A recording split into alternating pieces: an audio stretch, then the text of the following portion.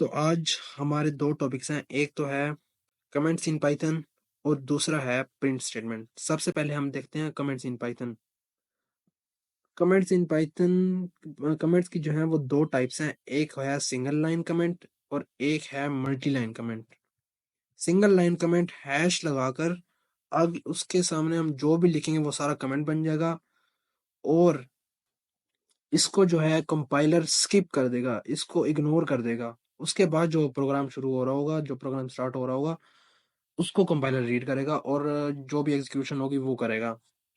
अब हैश लगाकर आगे जो भी लिखेंगे वो सब कमेंट बन जाएगा। ऐसे भी कमेंट हम कर सकते हैं। उसका शॉर्टकट भी है कि पहले जो चीज़ हमने लिखनी हो वो चीज़ लिखकर उसके बाद control plus forward slash press करने से वो सब कमेंट बन जाएगा, लेकिन सिंगल लाइन कमेंट। इसके एग्जांपल के लिए हम वीएस कोड में चलते हैं। वीएस कोड में अब एक प्रोग्राम लिख देता हूँ, सिंपल सी एक प्रिंट स्टेटमेंट लिख लेता हूँ।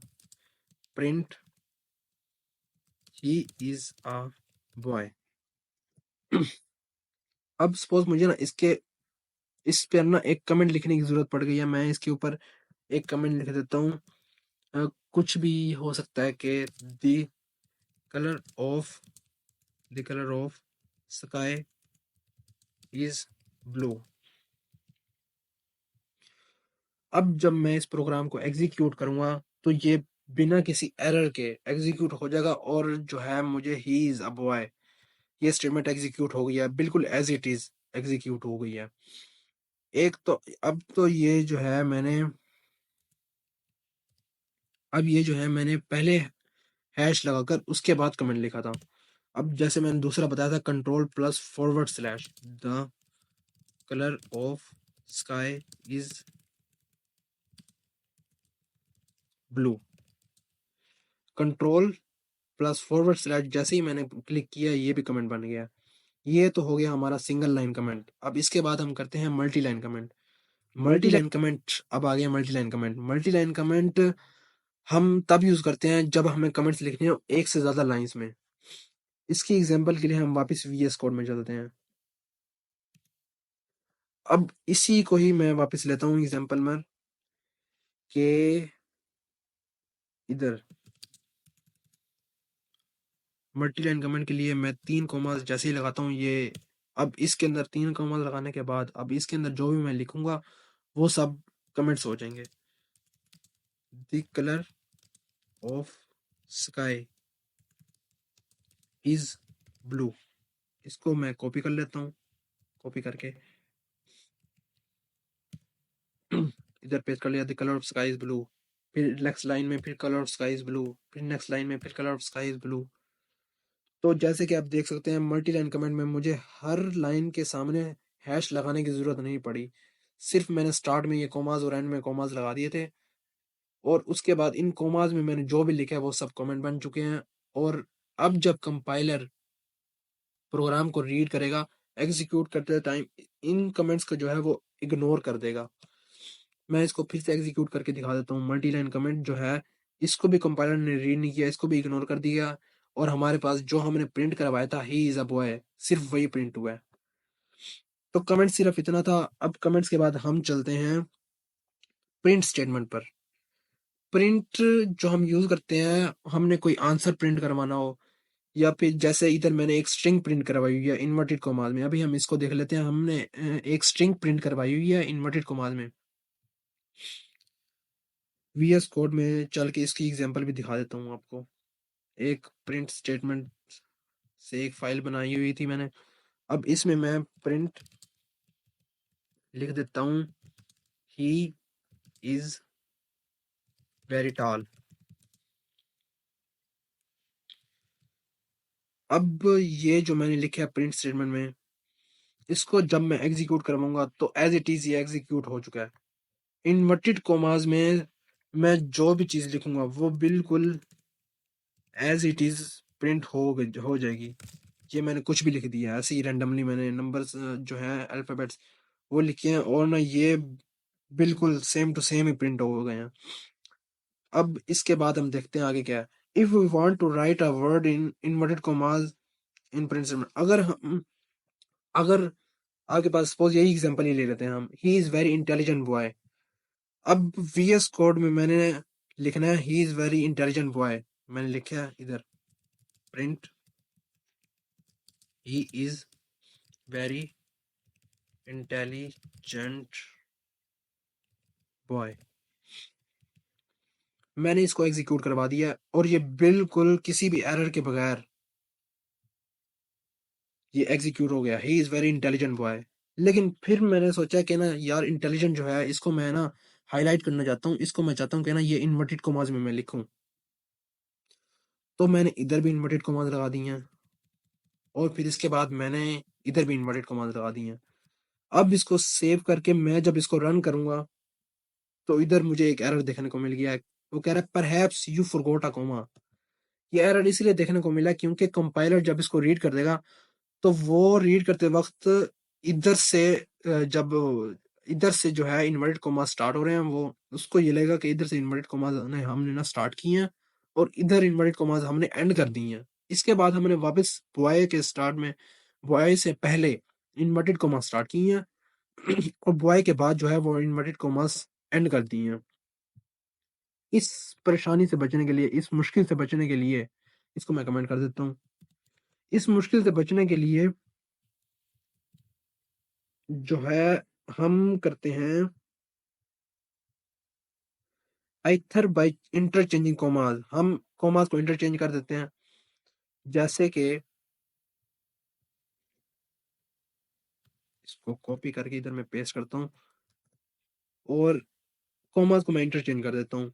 अब अगर मैं इधर डिफरेंट कोमास ले लूँ, इन्वर्टेड कोमास की जगह मैं इधर सिर्फ सिंगल कोमा ले लेता हूँ और फिर इसको एग्जीक्यूट करवाता हूँ। और मैं चाह रहा था कि इंटेलिजेंट जो है वो हाईलाइट हो जाए, वो इन्वर्टेड कोमास में आ जाए। अब मैं इसको एग्जीक्यूट करवाता हूँ और फिर देखता हूँ जो इसकी ना एग्जीक्यूशन है उसमें क्या आता है। ही इज वेरी इंटेलिजेंट जो है वो इन्वर्टेड कॉमास में आ गया है, क्योंकि अब कॉमास जो है वो डिफरेंट हो चुके हैं। इधर जो अब कंपाइलर का जो कंपाइलर को जो लग रहा है ना, इधर से कॉमा स्टार्ट हुए हैं और इधर कॉमास एंड हो गए हैं। उसके बाद इन्वर्टेड कॉमास में हमने लिख दिया जो हमें लिखना था। इसी तरह से प्रिंट इन्वर्टेड कॉमास में हम लिख सकते हैं he is very intelligent boy. और हम चाहते हैं कि इंटेलिजेंट को जो है हाईलाइट हो, हम इसको सिंगल कोमा में लिख देते हैं। सिंगल कोमा में मैंने लिख दिया। तो इसको एग्जीक्यूट करवाऊंगा जब, ये भी बिल्कुल सेम टू सेम ये एग्जीक्यूट हो गया बिना किसी एरर से। इसके बाद हम देखते हैं दूसरी कंडीशन क्या थी कि either by interchanging commas. Commas को इंटरचेंज हमने करके देख लिया, फिर तो बिल्कुल सक्सेसफुली एग्जीक्यूट हो जाता है। अब हम दूसरी कंडीशन देखते हैं, दूसरा प्रोसेस देखते हैं। बैकवर्ड स्लैश के साथ हम इन्वर्टेड कोमास या फिर बैकवर्ड स्लैश के साथ सिंगल कोमा लगाने से भी ये जो है प्रोसेस, ये जो मेथड जो है इसको परफॉर्म हम कर सकते हैं। और उसके लिए हम वीएस कोड में जाते हैं। कमेंट में मैं एक कमेंट डालता हूँ इधर, आइथर बाय बैकवर्ड स्लैश और इन्वर्टेड कोमास और बैकवर्ड स्लैश सिंगल कोमा।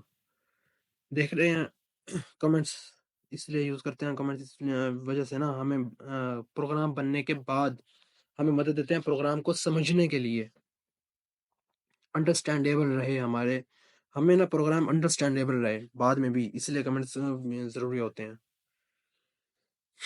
अब मैंने इधर लिखा है प्रिंट, मैं इसी को ही कॉपी कर लेता हूँ और फिर इसको नीचे लेकर आ जाता हूँ। अब इधर जो है इन्वर्टेड कॉमास है। अब मैं चाहता हूँ कि ना इधर तो मैंने इधर, अब तो मैं चाहता हूँ कि ना इधर जो है इधर मैंने इन्वर्टेड कॉमा लगा दिए हैं, इधर भी इन्वर्टेड कॉमास लगा दिए हैं, लेकिन ना इंटेलिजेंट भी इन्वर्टेड कॉमास में आए। तो उसके लिए मुझे बैकवर्ड स्लैश लगाकर इधर इन्वर्टेड कॉमा लगाने होंगे और इसी तरह आई से पहले बैकवर्ड स्लैश लगाकर इधर भी इन्वर्टेड कॉमास लगाने होंगे, इन्वर्टेड कॉमास। अब जब मैं इसको एग्जीक्यूट करूंगा तो ये इंटेलिजेंट के बाद सक्सेसफुली एग्जीक्यूट हो गया। इसको डिफरेंस के लिए मैं इधर एक और भी लाइन प्रिंट करवा देता हूँ।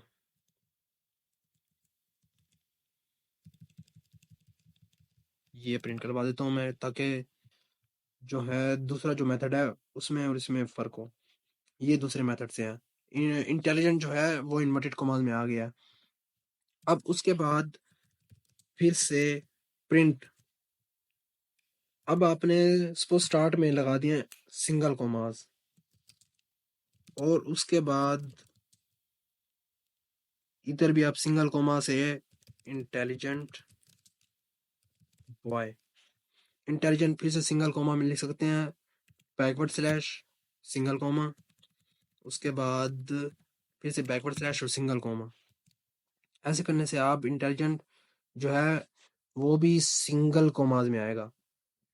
अब इधर एक क्वेश्चन ये होता है कि जब हम यहाँ पर और यहाँ पर सिंगल कॉमाज लगाकर इंटेलिजेंट हम इन्वर्टेड कॉमाज में लिख सकते हैं, तो फिर हमें ये इस मेथड की जरूरत क्यों पड़ती है, हमें जो है इन दोनों मेथड्स की जरूरत क्यों पड़ती है?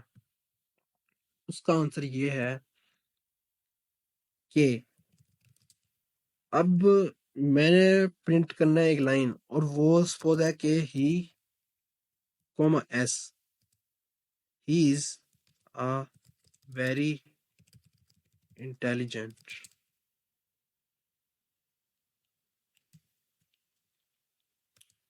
Person, he is a very intelligent person.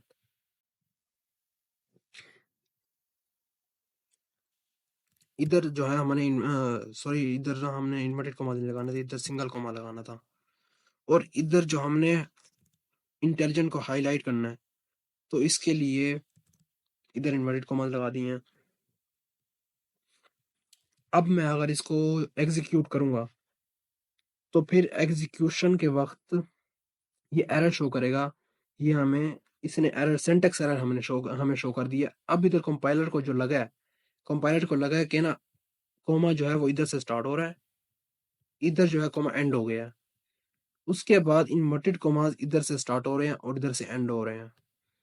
Compiler को ये लगा है। अब इस परेशानी से, इस मुश्किल से बचने के लिए हम ये वाला मेथड इस्तेमाल करते हैं।